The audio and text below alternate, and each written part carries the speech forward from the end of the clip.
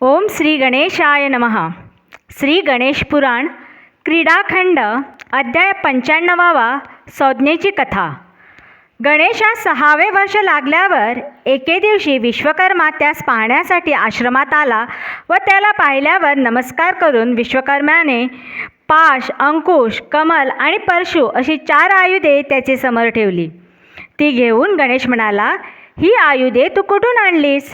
त्यावर विश्वकर्मा म्हणाला, माझी संज्ञा नावाची एक सुंदर कन्या आहे. मी तिचा विवाह सूर्याशी लावला. ती जेव्हा लग्न झाल्यावर त्याच्याकडे गेली तेव्हा तिला सूर्याचे तेज सहन झाले नाही. तेव्हा तिने घोडीचे रूप घेऊन ती अरण्यात लपून बसली. त्यानंतर मी सूर्याला आपले तेज कमी करण्याची विनंती केली व त्यास एका यंत्रावर घालून घासले. त्यामुळे त्याचे तेज थोडे कमी झाले. तेज कमी झाल्यावर सूर्याने घोड्याचे रूप घेतले व तो घोडी झालेल्या माझ्या कन्येजवळ आला. तेव्हा तिला सूर्यापासून एक जुळे झाले. त्यांचे नाव अश्विनी कुमार. सूर्याला यंत्रावर घालून घासल्यावर त्यापासून निघालेल्या किसापासून मी पुष्कळ आयुधे तयार केली. त्यापैकी गदा व चक्र विष्णूला अर्पण केले. त्रिशूळ शंकराला व राहिलेली आयुधे तुला अर्पण करीत आहे. ते ऐकून गणेशाने विश्वकर्म्याचे अभिनंदन केले व तो बाहेर खेळण्यास आला असता वृकासूर नावाचा एक दैत्य लांडग्याचे रूप घेऊन त्यास भक्षण करण्यास आला. तेव्हा गणेशाने आपल्या हातातील अंकुशाचा त्यावर प्रहार करून त्यास जीवे मारले. अध्याय 96. गणेशाची मुंज. गणेशास 7वे वर्ष लागल्यावर शंकराने ऋषीला बोलावून गणेशाचे मौंजीबंधन करण्यास त्यांना विनंती केली. त्याप्रमाणे गौतमाने चौलकर्मादी विधी करून मौंजीचा मुहूर्त साधण्यासाठी अंतपट धरला असता काल व कृतांत या नावाचे राक्षस प्रचंड हत्तीचे रूप घेऊन गणेशास मारण्यास तेथे धावले. तेव्हा जमलेली सर्व मंडळी त्या हत्तींना पाहून भिवून पळून गेली. परंतु गणेश शांतपणे तेथेच उभा राहिला व दोन्ही हत्ती जवळ आल्यावर त्यांच्या सोंडा धरून त्यांची एकमेकाची गंडस्थळे एकमेकावर आपटली. तेव्हा ते दोन्ही हत्ती मस्तक फुटून गतप्राण झाले. नंतर गणेशाला गायत्री मंत्राचा उपदेश करण्यात आला व ब्रह्मदेवादिकांनी त्यास भिक्षावळी घातल्या. या प्रसंगी कश्यप व अदिती ही दोघेही त्या आश्रमात आली होती. त्यांनी जेव्हा बटूची पूजा केली तेव्हा गणेशाने आपल्या पूर्वजन्मातील विनायकाचे रूप त्यांना दाखविले.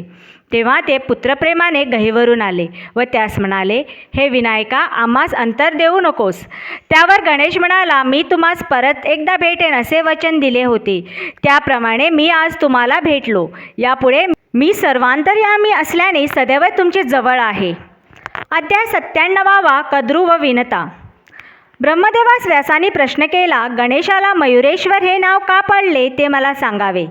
ब्रह्मदेव म्हणाले, एकदा शेष पाताळामध्ये आपल्या वासुकी वगैरे परिवारासह बसला असता त्या सर्पांची माता कद्रू तिथे आली व त्यांना म्हणाली, मुलांनो, आज मी तुमची सावत्र माता विनता हिच्या भेटीस गेले असता तिने मला दुरुत्तरे करून माझा अपमान केला.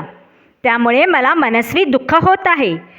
याचा सूड घेण्यासाठी तुमच्यात पराक्रम असेल तर मला सहाय्य करा, नाहीतर मला जीव देण्यावाचून दुसरा उपाय नाही. हे मातेचे भाषण ऐकून शेषास फार राग आला व त्याने वासुकीस सैन्य देऊन विनतेच्या आश्रमात पाठविले. वासुकीने तिच्या आश्रमात वेढा घालून तिला धरून शेषाकडे पाताळात आणले. तेव्हा विनतेने तिथे आल्यावर गरुडाचे स्मरण केले. तेव्हा गरुड आपल्या मातेसमोर येऊन उभा राहिला. त्याचेबरोबर श्वेत, संपती, जटायू वगैरे महान पक्षी होते. त्यांनी सर्पाबरोबर युद्ध केले. त्या सर्पाने गरुडादी पक्ष्यांचा पराभव केला आहे असे पाहून गरुडाने सूक्ष्मरूप धारण करून तो आपल्या मातेस बरोबर घेऊन पळून गेला. घरी आल्यावर विनतेने आपला पती कश्यप यास झालेले सर्व वर्तमान सांगितले.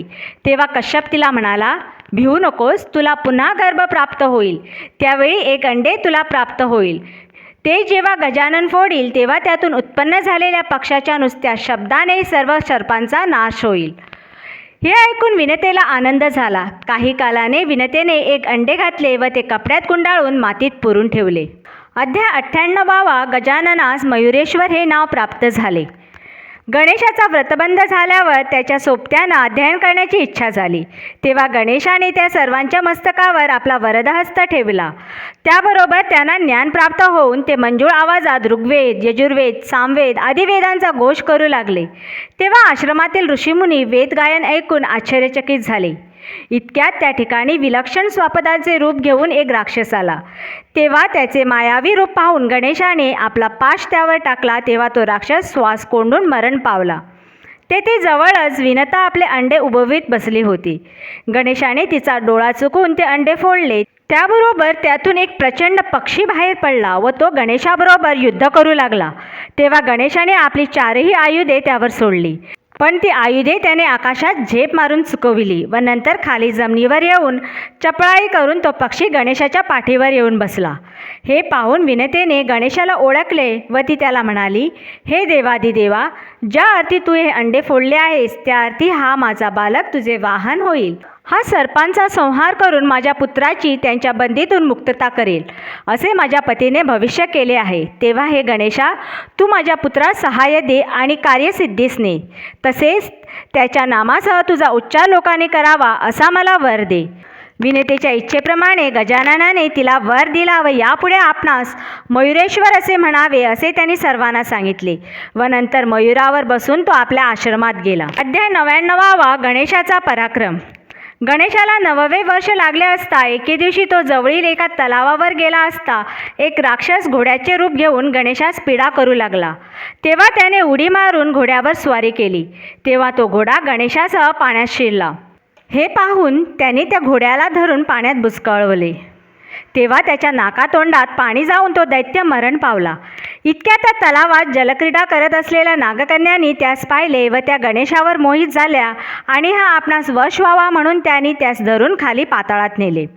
इकडे गणेशाच्या खेळगड्यांनी त्यास नागकन्या धरून घेऊन जात आहे असे काठावरून पाहिले व ते वर्तमान सांगण्यास पळत आश्रमाकडे निघाले.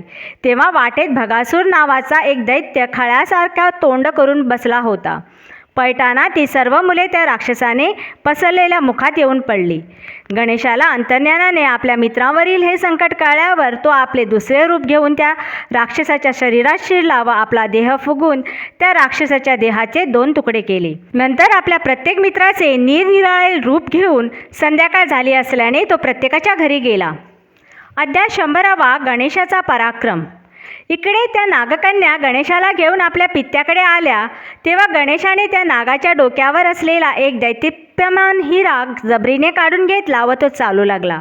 हे वर्तमान शेषाला समजतात तो बरेच सर्पसैन्य घेऊन गणेशासमोर आला व त्याच्याशी युद्ध करू लागला. तेव्हा त्याने मोठा पराक्रम करून सर्पसैन्याचा नायनाट केला.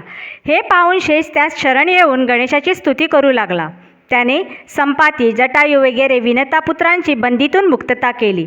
त्यांना घेऊन मयुरेश पाताळातून वर आला व त्या भगासूर राक्षसाच्या पोटात असलेल्या आपल्या मित्रांना बरोबर घेऊन घरी आला. तेव्हा घरातील व बाहेरची आलेली ही मुले सारखीच पाहून सर्वांना फार आश्चर्य वाटले. अध्याय 101. शेषाचा पराभव. गणेश 10 वर्षाचा झाल्यावर त्याच्या दर्शनास गौतम ऋषी तेथे आले.